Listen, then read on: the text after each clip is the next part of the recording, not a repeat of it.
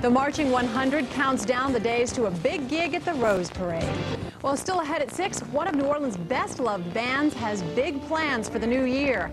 With the help of the one and only director they've ever had, the Marching 100 is getting ready for the Rose Bowl. More on the music and the man who makes it happen coming up. There's a New Orleans teacher who's still going strong after 50 years at the same school. Edwin Hampton has impacted generations as the band director at St. Aug. Tonight, Sally Ann Roberts profiles this extraordinary teacher as he prepares the Marching 100 for perhaps the biggest day of his half-century career. Forward, march!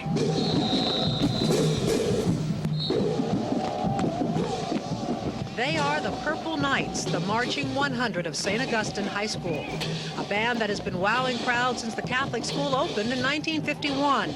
And the man who directed the first band a half-century ago is still at the helm today, Edwin Hampton. Do you see what your problem was? Let's go back and do that again. He is a perfectionist, and his eye for detail has paid off in countless awards over the years for the Marching 100. The discipline the students learn under Mr. Hampton's watchful eye offers lifelong dividends. Mr. Hampton's office walls are covered with the pictures of his former students who have gone on to excel in fields from music to politics to education.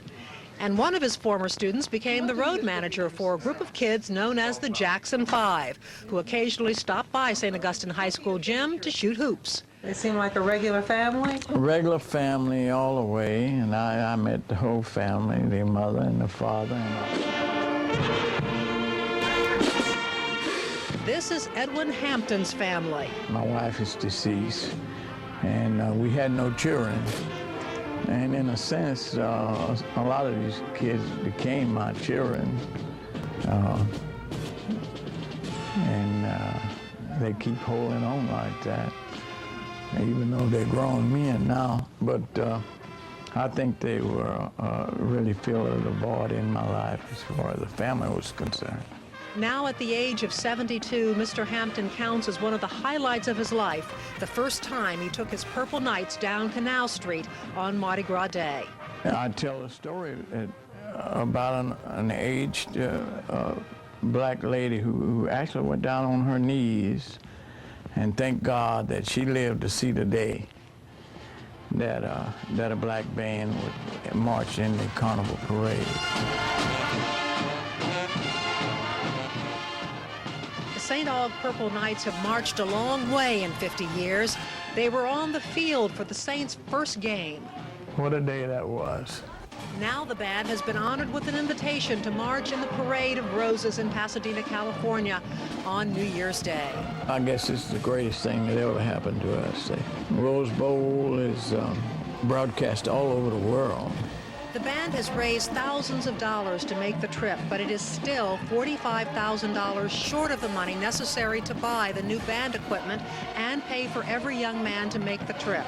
In 1996, the St. Aug band was not able to accept a trip to the Rose Bowl because band members couldn't afford the trip. But Edwin Hampton remains determined that this time things will be different. I really feel strongly that if we had to leave one single kid here, I wouldn't want to go. And that's not easy. Some people are doing a lot of things to try to raise the money, and we're going to make it. Sally Ann Roberts, Channel 4, Eyewitness News. And if you'd like to help the Marching 100 make the trip to the Rose Parade by making a donation, call this school at 949-3113. Coming up next on Channel 4's Eyewitness News. The donations are pouring in, but are they enough to send the St. Aug Marching Band to the Rose Parade? 4 hours ago, the St. Augustine Marching 100 stood $45,000 short for its trip to the Rose Parade on New Year's Day. But after our story aired last night, some big donations rolled in, and in this follow-up, Jennifer Huntley shows us why the Purple Knights are smiling tonight. Practicing today at St. Augustine Catholic High School, the Purple Knights have plenty to toot their horns about. They're going to the Rose Bowl Parade. We just, we labeled ourselves as the best band in the land.